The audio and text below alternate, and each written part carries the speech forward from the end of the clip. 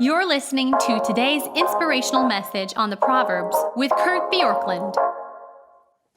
A few years ago, my family and I went out to visit some of the national parks in the West, and one of them that we visited was the Grand Tetons. And while we were there, we were on a hike, and we heard a couple of the other hikers say that they had seen a grizzly bear.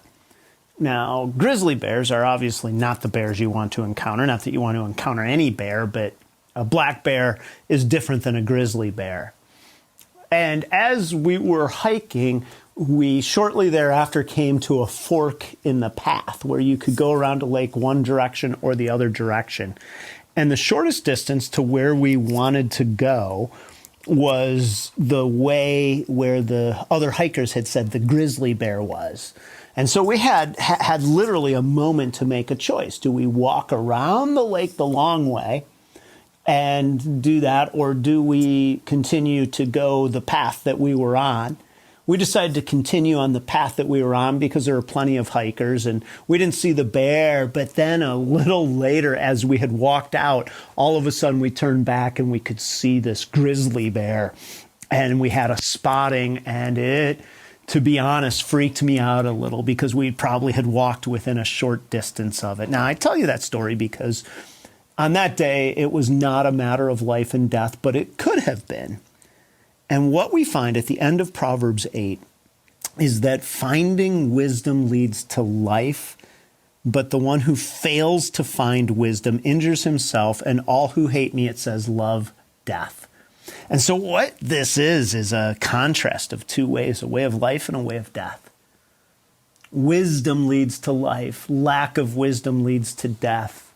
So what if that day when the choice was made, I knew that one way would lead us into a bear who would indeed attack, and one way would lead to life? Well, only a fool would walk toward the bear. Again, there were lots of other hikers. I figured I was faster than some of the other hikers, so I wasn't as worried about that. And I'm kidding, by the way. But the point here is that there's something to consider when we're thinking about the blessings of wisdom, and that is that the way wisdom presents herself in Proverbs is that it leads to something that is good and right. And it says that we obtain favor from the Lord, but the one who fails to find favor is the one who will ultimately love death and injure himself. And there's other warnings in Proverbs, in chapter 1, verse 19, verse 32, chapter 2, verse 22, chapter 3, verse 33, chapter 5, verse 22 and 23. And all of those present a very stark warning. But those who practice wisdom show their affections. This is the ESV Study Bible's notes that they are on the way that leads not to life and favor, but to injury and death. Those who hate wisdom, are those who do that. And that is the point here. So our actions, our choices will either lead to life or death. Have you thought about what's at stake with wisdom in your life? And as I said in yesterday's 5 good minutes, what happens for many of us is we think that our wisdom is sufficient. And one of the things that Proverbs does is it helps us to take our eyes off ourselves and say, I want to mine and understand the wisdom of God. And chapter 9 is going to take us again into some more consideration of wisdom.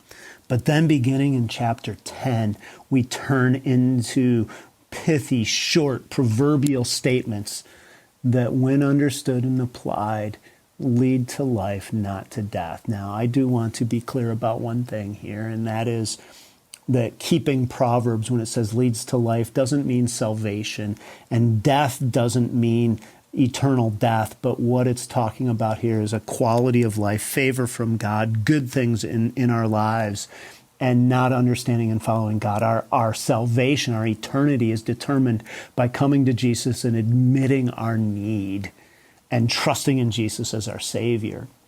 But as we journey throughout our lives, our journey can take a lot of directions based on how well we listen to wisdom or not listen to wisdom. Now, again, these are proverbs, so it doesn't mean that it's a 100% guarantee, but what it means is that there is this kind of a promise that wisdom is taking the better path in the road or in the path of life. Which path are you choosing? Thanks for joining us here today.